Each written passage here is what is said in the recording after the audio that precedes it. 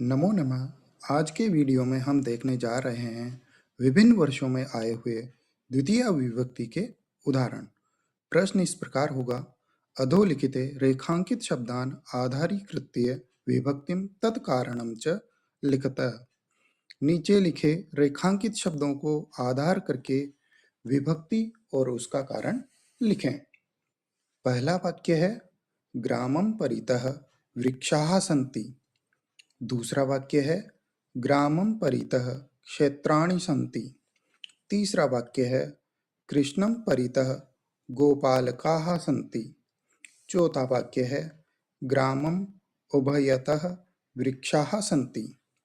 इन चार वाक्यों में से देखेंगे तो प्रारंभ के तीन वाक्य, पहला, दूसरा और तीसरा, तीनों वाक्यों में एक समानता है कि तीनों वाक्यों में परितः शब्द का प्रयोग हुआ है। यहाँ पर ध्यान दें, परितः शब्द, और चौथे वाक्य में उभयतः शब्द का प्रयोग हुआ है। तो ये अच्छे से याद रख लें।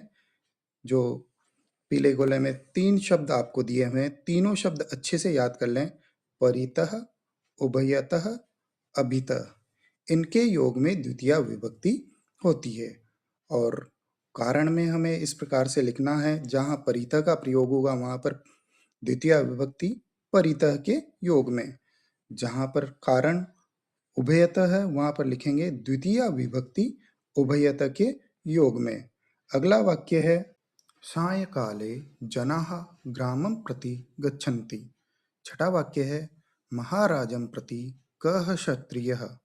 सातवां वाक्य है, हरिः धर्म सर्वं प्रति न पश्यति। आठवां वाक्य है, शिष्यः गुरुं प्रति नमस्करोति। नवा वाक्य है, विद्यालयं निकषा एव मम गृहमस्ति। इन वाक्यों में देखें तो पांचवें, छठे, सातवें और आठवें वाक्य में एक समानता है कि इन सभी वाक्यों में प्रति शब्द का प्रयोग हुआ है। तो प्रति शब्द के योग में भी द्वितीय विभक्ति होती है। नवे वाक्य की बात करें तो नवे वाक्य में निकषा शब्द का प्रयोग हुआ है। तो यहाँ पर भी हमें ध्यान रखना है, जो चौकोर पीले रंग का डिब्बा दिया हुआ है उसमें तीन शब्द दिए हुए हैं, प्रति, निकषा, समया। इन तीनों के योग में द्वितीय विभक्ति होती है। जब इनका प्रयोग होगा तो अगर प्रति का प्रयोग हुआ है तो कारण लिखेंगे द्वितीय विभक्ति प्रति के योग में, और अगर निकषा या समया लिखा हुआ है तो वहां पर कारण लिखेंगे द्वितीय विभक्ति समया के योग में या निकषा के योग में। अगला वाक्य है, वित्तम दान भोगम विना सफलम न भवति। 11वां वाक्य है, जलम विना जीवनम नास्ति। 12वां वाक्य है, सुरेशः शय्याम अधिशेते। 13वां वाक्य है, नृपः सिंहासनम अध्यास्ते। यहाँ पर देखें 10वें और 11वें वाक्य में विना शब्द का प्रयोग हुआ है। विना शब्द के योग में भी द्वितीय विभक्ति होती है। जबकि 12वें और 13वें वाक्य में देखें तो अधिशेते और अध्यास्ते धातु रूप का प्रयोग हुआ है। तो इसके लिए चौकोर पीले रंग का जो डिब्बा दिया हुआ है उसमें तीन शब्द लिखे हुए हैं, विना, अधिशेते, अध्यास्ते। इन तीनों को याद कर लेंगे। इन तीनों के योग में द्वितीय विभक्ति का प्रयोग होता है।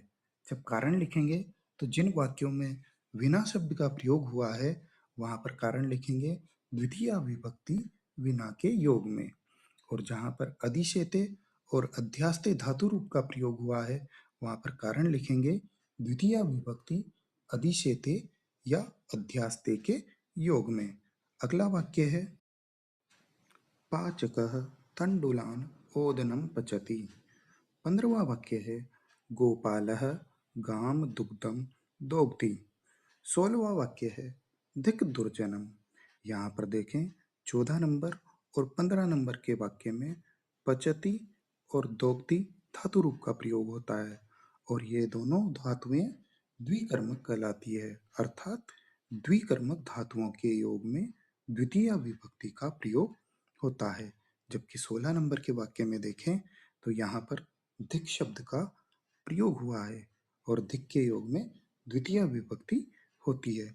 इसके लिए भी चौकोर पीले रंग के डिब्बे में देखें तो लिखा हुआ है द्विकर्मक धातु व धिक्।